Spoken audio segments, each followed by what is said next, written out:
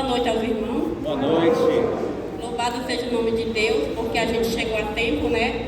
E que nós possamos, a todo momento, invocar o nome dele, né? Amém. Exaltar todos os nossos louvores ao nome de Deus. Amém. Antes de iniciar aqui a mensagem, eu vou fazer uma breve oração para que Deus ilumine, né, meus pensamentos, que eu vou falar a todos nós. Amém. Oremos.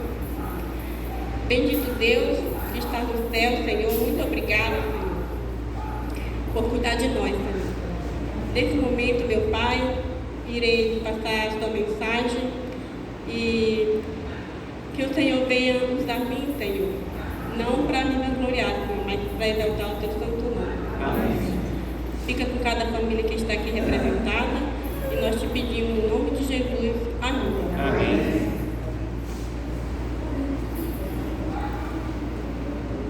Todos aqui têm esse livro aqui?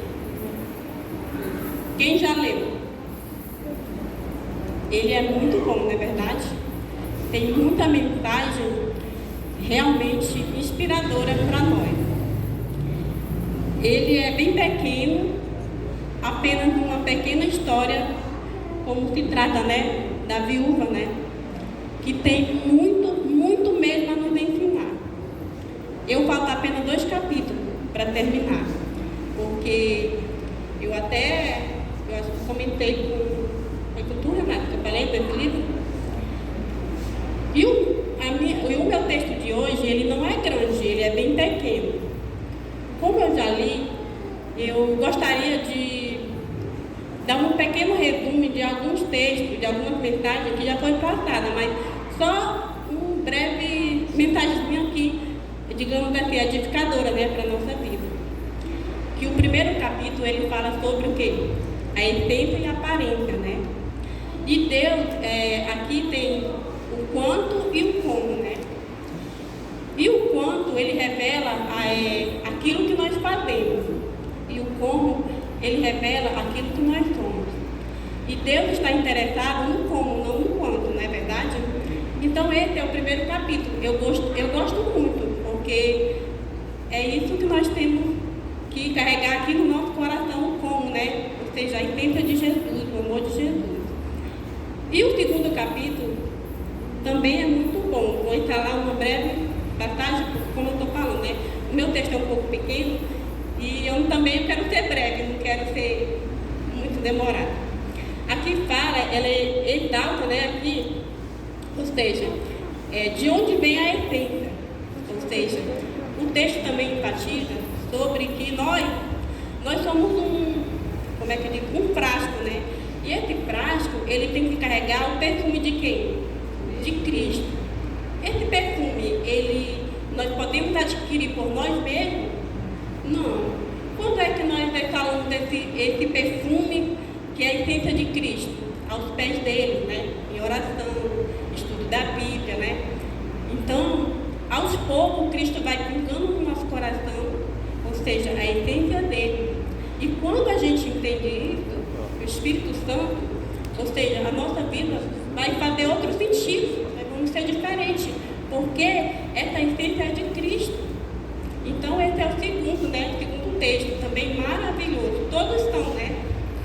E o terceiro também, esse sim também é maravilhoso. Ou seja, há um discurso, né, aqui como conta, que todo mundo acredita que já ouviu falar ou até mesmo assistir o filme, né? Quem aqui conhece ou já ouviu falar da Madre Teresa de Calcutá? Acho que todo mundo, né? Não é querendo ser, como é que diz? Santa, isso, aquilo não, mas o meu esposo sempre me apelida assim, né? Porque louvado seja o nome de Deus, né? Porque ela foi um exemplo. Eu tenho para ela é um exemplo muito grande para nós. Pois é, naquela cidade lá deixa eu ver aqui, onde era a cidade, na Índia, né? Ou seja, em Bombaim da Índia.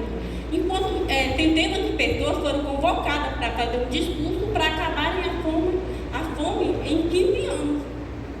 E enquanto o pessoal fazia o discurso, ela também estava lá, né, nesse discurso. E ela deu um exemplo maravilhoso. Ou seja, quando chegou lá, tinha alguém na porta morrendo de fome. E ela pegou, né, cuidou, e ela relatou ajudando o próximo, né? Ou seja, e ela fez isso, de um em um, ela chegou a ajudar quanto? 42 mil pessoas. Se o mundo fosse assim, se todo mundo pensasse diferente, cada um fizesse a sua parte, talvez no mundo não teria tanto sofrimento, não é verdade? Então, é uma história é um texto também muito maravilhoso, né? O tema é como e quanto, né? Esse é o terceiro, né? E o quarto também é uma mensagem maravilhosa e muito edificadora para nós, e nós temos que ter um cuidado, como o Renato mesmo está nos motivando, inspirado por o Espírito Santo, a irmã Lunete também. E também há muito tempo atrás, eu não sei quanto tempo foi escrito esse texto, mas eu acredito que não foi agora, né? Porque foi Martinho Lutero que escreveu essa frase, e esse pregador aqui, que não é brasileiro, né? Ele indagou aqui, e é maravilhoso. Ele diz assim, olha só, esse é o tema 3, que fala assim, olhar padrão, né? Para onde tem que ter o nosso olhar? Para Cristo, né? No céu. É para lá que tem que ter o nosso olhar. E Martinho Lutero escreveu assim, olha só. Martinho Lutero costumava expressar essa ideia com as seguintes palavras. O homem precisa se desesperar consigo mesmo para estar preparado para receber a graça de Cristo. Falamos da salvação, mas precisamos entender que o processo da salvação, além do livramento da condenação, envolve-se transformação de caráter. Eu acredito que rapaz alguns não, né? Eu não sei nem quando ele morreu, mas eu acredito que ele também já morreu, né, Renato? Renato deve saber, né? 1500 a época dele. 1517 ele começou a reforma, então faz tempo. Então, já faz bastante tempo. Ou seja, nós temos que se desesperar por nós mesmos para receber o Espírito Santo, porque envolve a salvação. E para nós ter a salvação, envolve também a transformação do nosso caráter, né? Ou seja, nós temos que ser transformados em tudo, né? Para nós chegar a essa transformação, nós temos que negar o nosso eu, né? Sacrificar as nossas, sair da zona de conforto, né? Para orar, sair da zona de conforto para ajudar o necessitado. Então, esse deve ser o nosso olhar padrão, né? A nossa transformação. Então, aqui no quinto, eu não vou nem falar, vou só apenas enfatizar o texto. Aqui diz, aprendendo a pedalar, né? Eu não sei, aqui quem leu a história é muito edificante também, a história desse rapaz, que fala sobre aprendendo a pedalar, enfatiza nós na caminhada cristã, né? A gente cai, mas Deus é maravilhoso, Ele nos alcança com sua graça. Amém. Sempre está com sua mão estendida, né? Para nos acolher, nos perdoar, né? E ainda diz assim, ó, a fidelidade humana é uma resposta ao amor divino. Ou seja, nós não temos que ser fiel pensando no futuro, ou seja, a gente é fiel em gratidão do que já passou, né? Então, essa é uma resposta a Deus maravilhoso. Cada ser humano que é fiel a Deus, ele está dando uma resposta para Cristo. E aqui no texto fala sobre meu tudo o tempo. Eu gosto muito, olha só. Aqui também é um alerta para mim, né? Eu peço até desculpa, tá? Se eu enfatizar assim para vocês, mas eu falo para mim. Vou falar, digamos, dois que eu vou falar aqui é para mim. Meu tudo. Aqui fala que na história também, meu tudo, que é o sexto tema, relata que, ou seja, o pastor conversava com um rapaz muito experiente.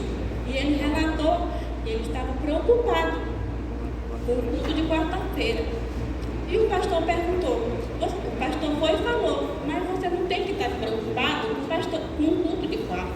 Eu estou preocupado com o culto de sábado. Mas por que, pastor? Porque o culto de sábado, a igreja está lotada, está cheia, mas cheia de gente vazia, que passa a semana inteira buscando o seu afaneiro, o seu desejo, e vem no sábado à casa de Deus. Então cheia, mas estão tudo vazia, ou seja, não tem a essência de Cristo, não tem o verdadeiro amor, porque não teve tempo durante a semana para buscar Deus. Então, a preocupação para mim mesmo, né? Se eu não venho culto de quarta, Então eu tenho que estar alerta, porque nós temos que todos os cultos, a gente trabalha, lógico, né? Tem um trabalho, mas aqueles que podem, venham.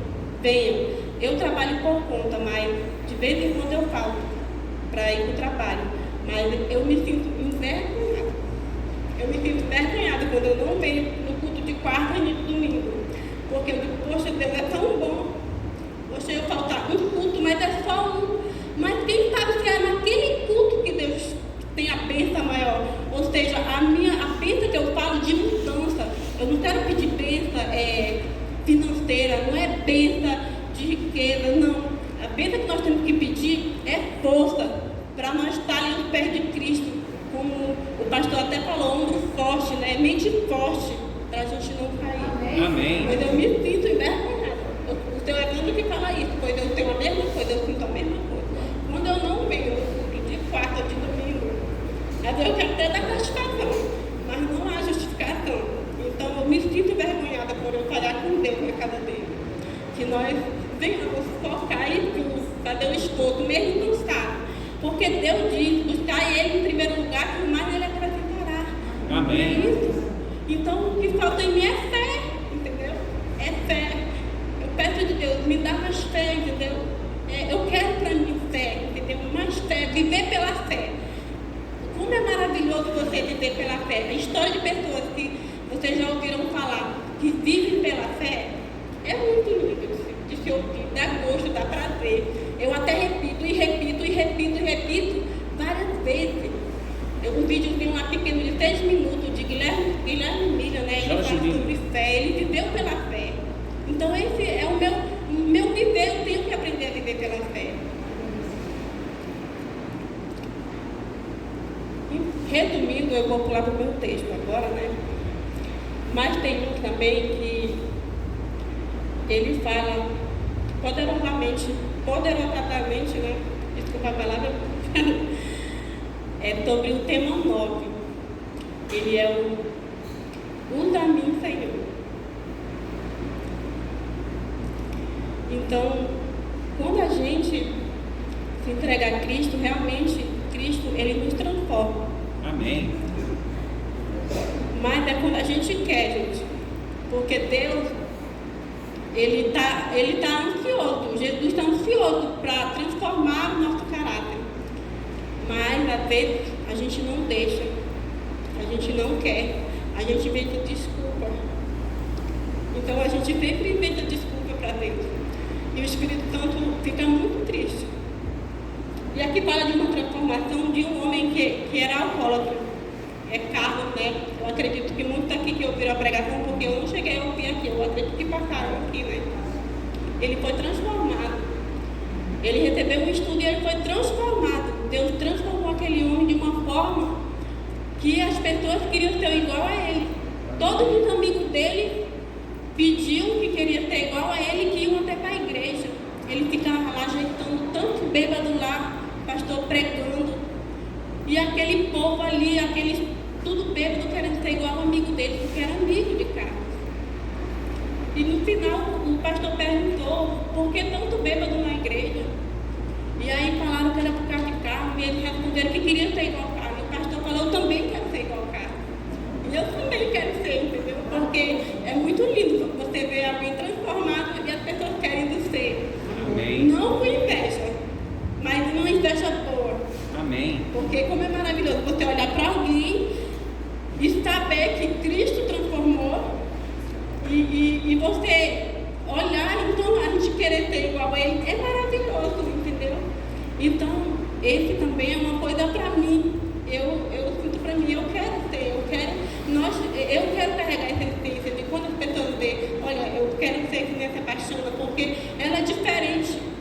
Não diferente orgulhosa, um diferente bom, entendeu? Um diferente que as pessoas vejam algo na gente que se sintam bem. Então, que nós possamos deixar Deus agir na nossa vida. Amém. O meu tema de hoje é uma história, um final feliz.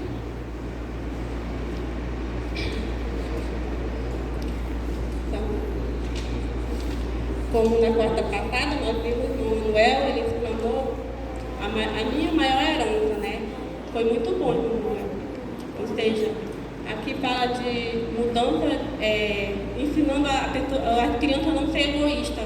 E nós mesmos não ser egoísta e negar o nosso eu, né? Que fizeram até um aniversário no orfanato. Ou seja, o pai fez da criança porque a criança tinha muita coisa.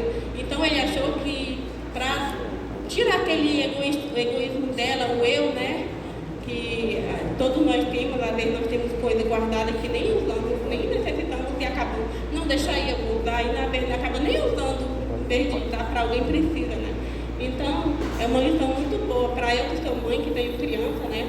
Para ensinar a rotina, os nossos filhos a não ser egoísta, né? Se tem já o suficiente, então, se ganhou outra coisa, doe para quem não tem. Então, foi muito boa a mensagem do irmão Manuel, que passou na quarta. Enfim, aqui na minha diz assim, o verdadeiro final feliz. Eu gostaria que alguém, por favor, abrisse a Bíblia e que alguém pudesse ler para mim, uma voz bem alta.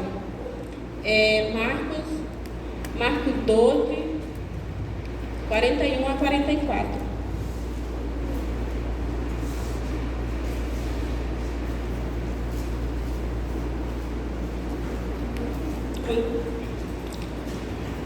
Amém?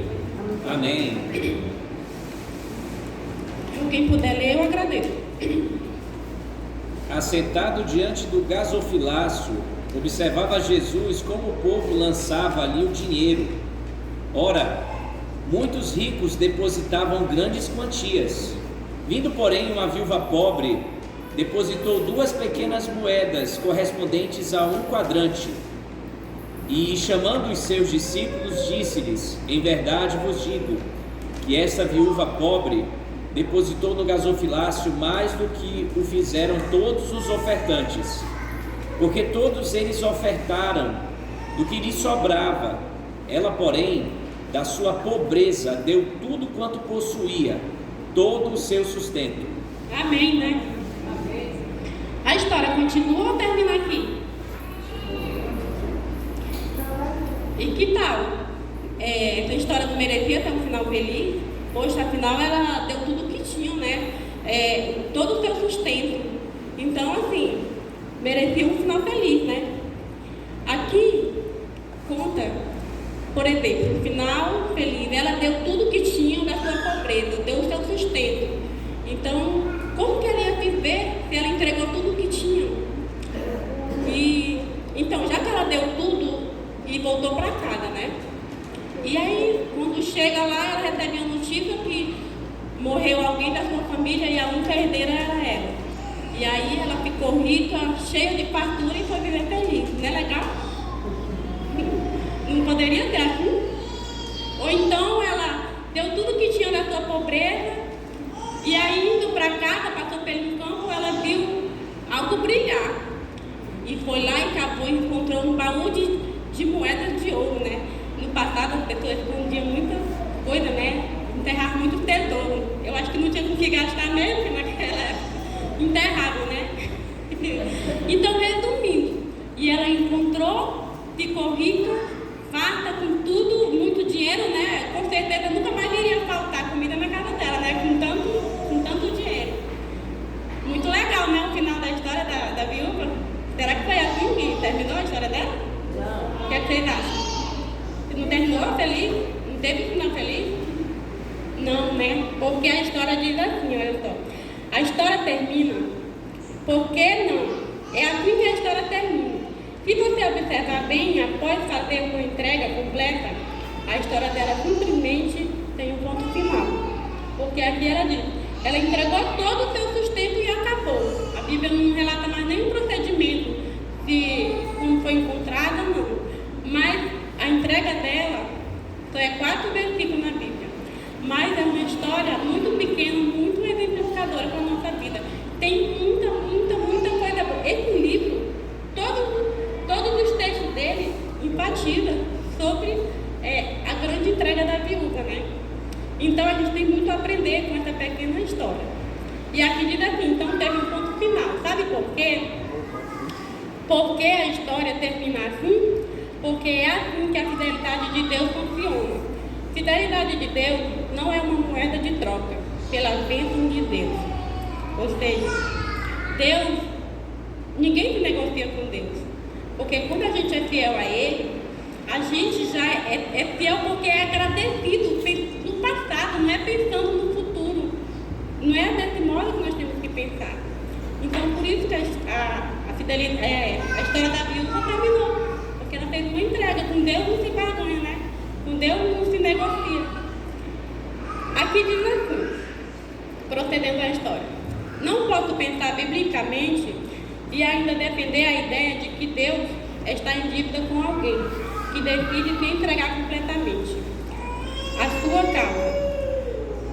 Nossa mente funciona assim: faço boas obras na vida cristã, obedeço o máximo que é esperado de mim e por isso mereço receber bênçãos e cuidados divinos. Devido a essa mentalidade, quando sofremos, a primeira coisa que perguntamos: por que, Senhor? Porque se nós pensarmos dessa forma, a nossa tragédia vai ser muito grande. A nossa tragédia na nossa vida espiritual. Eu, como cristão, se eu penso dessa forma, com certeza eu não estou muito longe. Posso ir até longe, mas para outro lado, os pés de Cristo jamais. Então eu não tenho que ter uma mentalidade dessa. Porque Deus, Ele é maravilhoso. Nós estamos aqui, olha, com vida, respirando, agradecendo. Quantas pessoas não têm mais esse privilégio? Quantas pessoas nessa pandemia se foram jovens? Então assim, e a gente está aqui. Então a nossa fidelidade é por gratidão. Amém. Não é por futuro, não é? Essa mentalidade de troca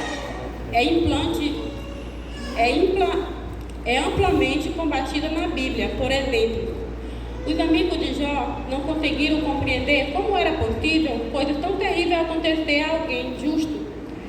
Por isso passaram a maior parte do tempo tentando convencer Jó de sua injustiça e de que ele merecia as terríveis provações que o cometeram. Se alguém puder ler para mim Jó 42:7, eu agradeço, por favor.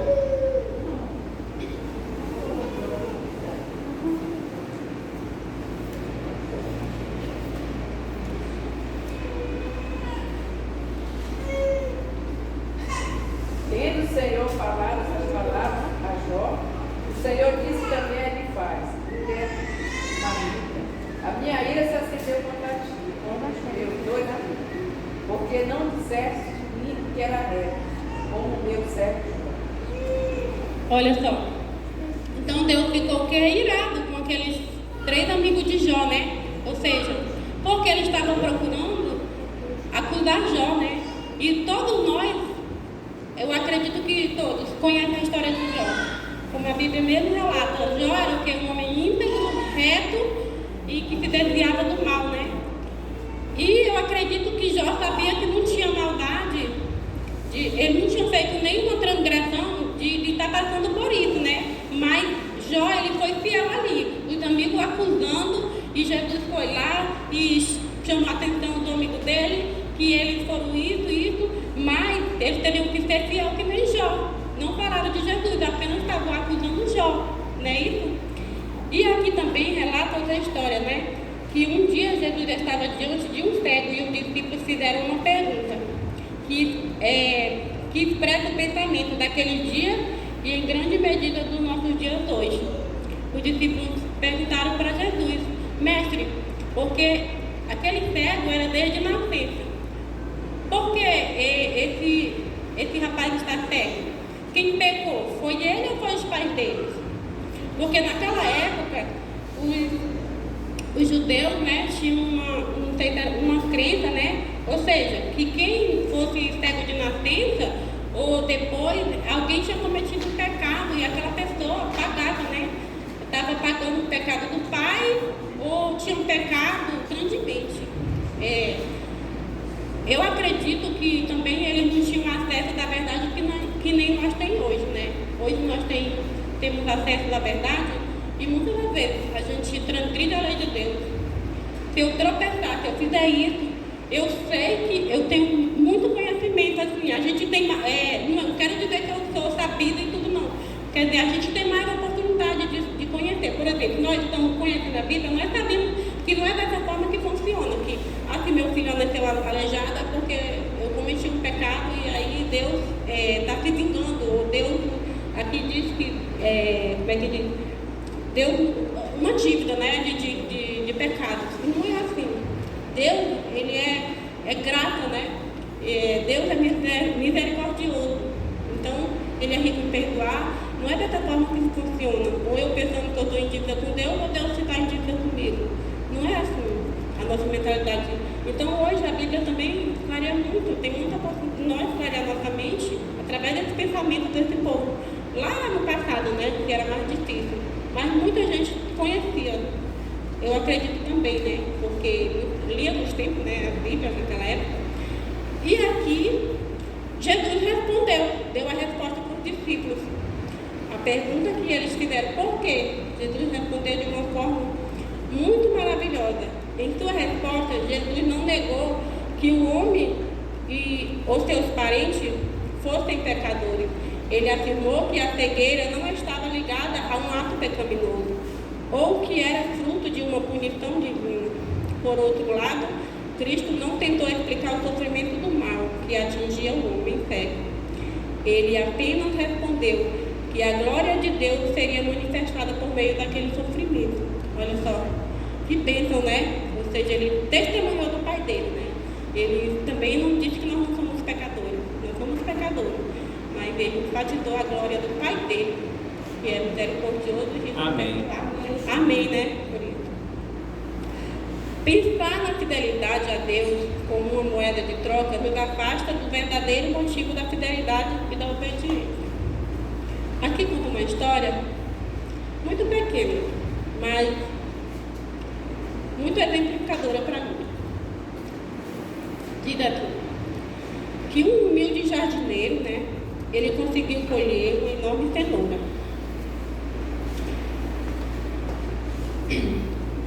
Uma enorme cenoura. E ele colheu e levou para seu rei, dizendo: ó meu rei, esta é a maior cenoura que eu jamais colhi e jamais colherás.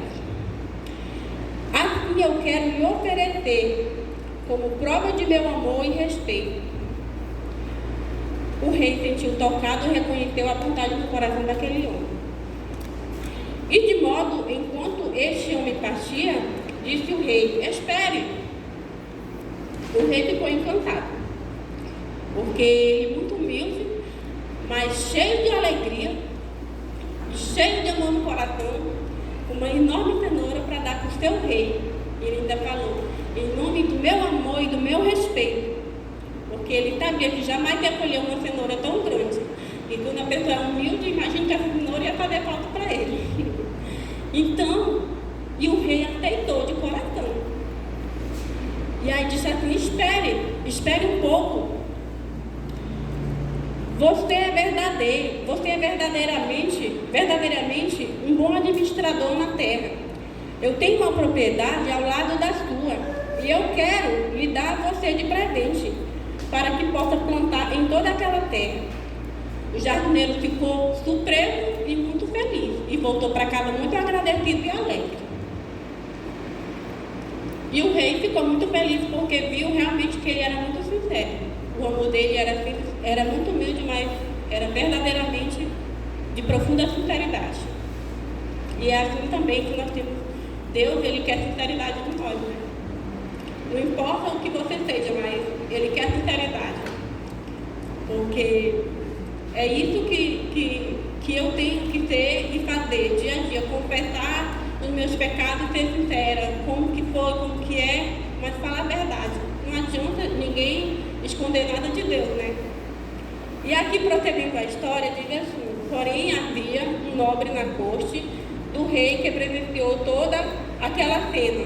E ele disse: ora, se é isto que se ganha com uma cenoura, o que aconteceria se eu desse ao rei ainda algo melhor?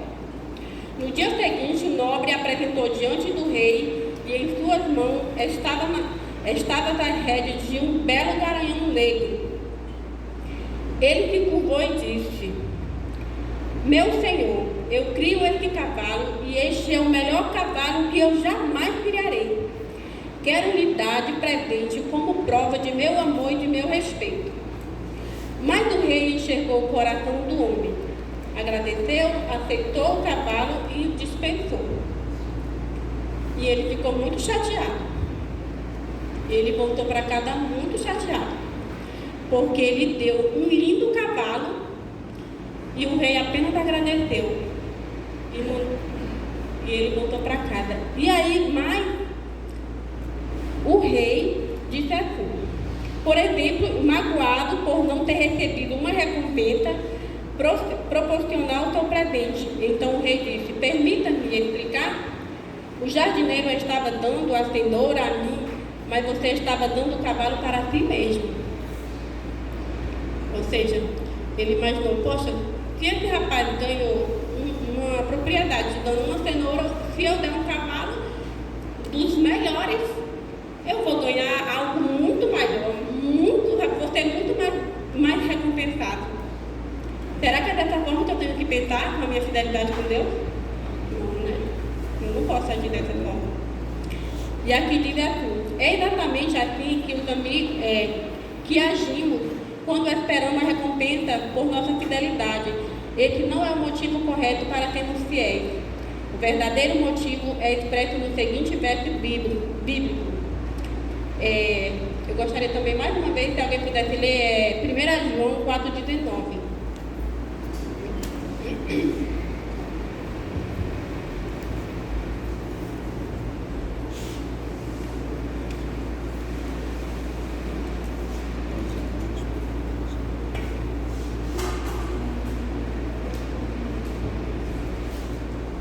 Amém?